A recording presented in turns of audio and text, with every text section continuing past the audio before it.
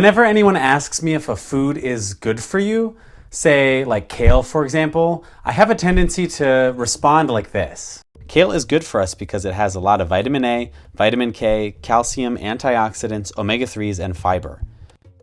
But there is a problem with this. When we justify the healthiness of a food based on the individual nutrients, we reduce it to nothing more than a supplement or a vitamin pill. If kale is good for you because it has vitamin A and K, calcium, antioxidants, omega-3s, and fiber, why not just take a multivitamin, a calcium pill, an antioxidant supplement, an omega-3 pill, and a fiber supplement? Why do we need to eat kale at all? Let's consider 3 examples.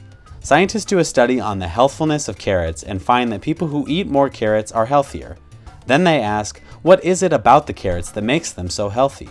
They discover that carrots contain a compound called beta-carotene. So they isolate this compound and give it to people in supplement form. In this study, however, they find no benefit. So if you tune into the local news the next day, you may see a story proclaiming that the science is now mixed on the healthfulness of carrots, yet that isn't what the science really showed. See, carrots are good for you and they have beta-carotene, and beta-carotene levels in the blood are an excellent predictor of disease risk. More beta-carotene in the blood, less disease risk. But studies on beta-carotene pills find no benefit. There is something in the whole of the carrot that imparts the benefit of the beta-carotene to your blood and body. Removed from the whole, it is useless. Similarly, blueberries have an insane amount of antioxidants. Eating blueberries makes you smarter, and the antioxidants protect you from cancer and heart disease. But studies on antioxidants in pills find no benefit. So this leads people to conclude that antioxidants are not as healthy as we once thought, even though foods that have a lot of them are shown to be great for us. Finally, let's look at a reverse example. Ask virtually anyone why they drink milk and they will say, because it has calcium and is good for my bones. This is certainly thanks to a great marketing campaign from the Got Milk people, but let's break this down. The logic goes like this: milk has calcium, calcium is good for my bones, therefore milk is good for my bones. But when you actually look at the whole food, a different picture emerges. See, countries like the US consume the most dairy worldwide and also happen to have the highest rates of osteoporosis. Countries with relatively low or even no dairy consumption have lower rates of osteoporosis.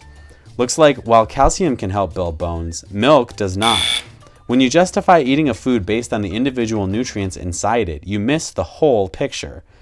See, you don't walk out into the jungle and pick some vitamin K. We don't eat vitamins, we eat food. The tendency that we have to justify the healthiness of a food based on its individual nutrients is why food manufacturers know that they'll sell more breakfast cereal if it says contains 100% of your daily vitamins, or they'll sell more yogurt if it has extra protein. Adding isolated nutrients to an edible food-like substance does not make it healthy. As the case of the carrot and the beta-carotene points out, we can't really isolate nutrients from their whole. So what if instead of daily values for vitamins and minerals, we had daily values for foods?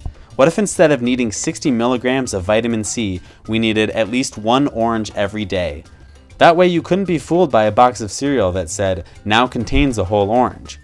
Instead of 30 grams of fiber, which you could conceivably get entirely from Fiber One bars, you need half a cup of beans, 5 cups of vegetables, 5 servings of fruit, and a bowl of oatmeal every day. So instead of trying to claim that a food is good for us because it contains certain nutrients, a better question is, does eating more of it lead to health or to disease?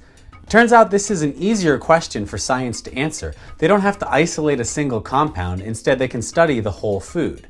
And what they find is that diets that are based on mostly whole plant foods promote health, and diets like in America that are based mostly on animal products and processed foods promote disease. So, why is kale good for you? Because it has kale in it. Or, in the words of the great Mark Bittman, it's the carrot, not the beta-carotene.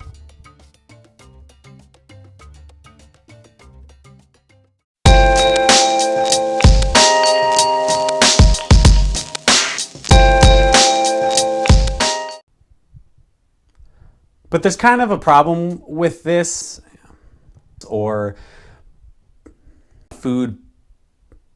The pattern that is